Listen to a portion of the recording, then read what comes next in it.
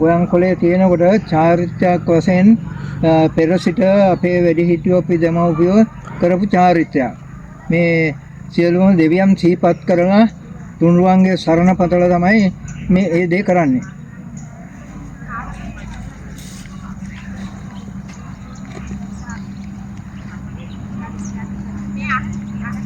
ඊළඟට ඒක කියන්නේ නැගෙනහිර දිශ බලලා.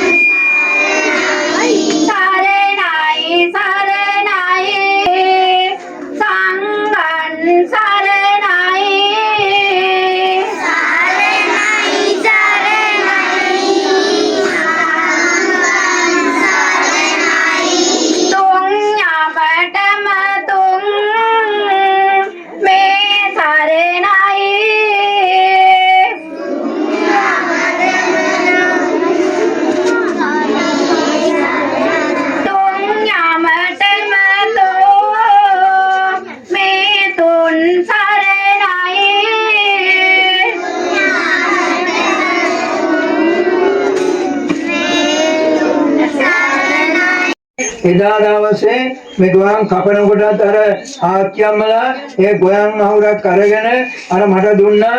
මම අර ගහ පුඩින් තිබ්බා. ඒවා මේ සියලුම සත්‍යාංගයේ ප්‍රයෝජනෙ පිණිසත් ඒ වගේම දෙවියන් අරබයාත් කියලා එදා කාලේ කියනවා දෙවියන්ට අපි කොටසක් වෙන් කළා කියලා.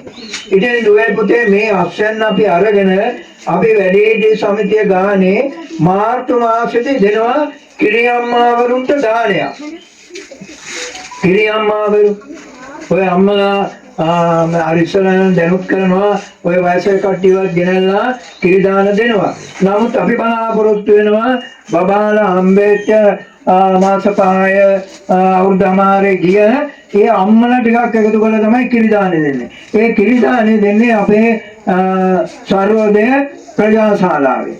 දැනටමත් අපි ඒක සංවිධානය කරගෙන යනවා. මේ කුඹුරෙන් ගන්න වී අපි අර මෝලට ගෙනලා සාල් කරනවා.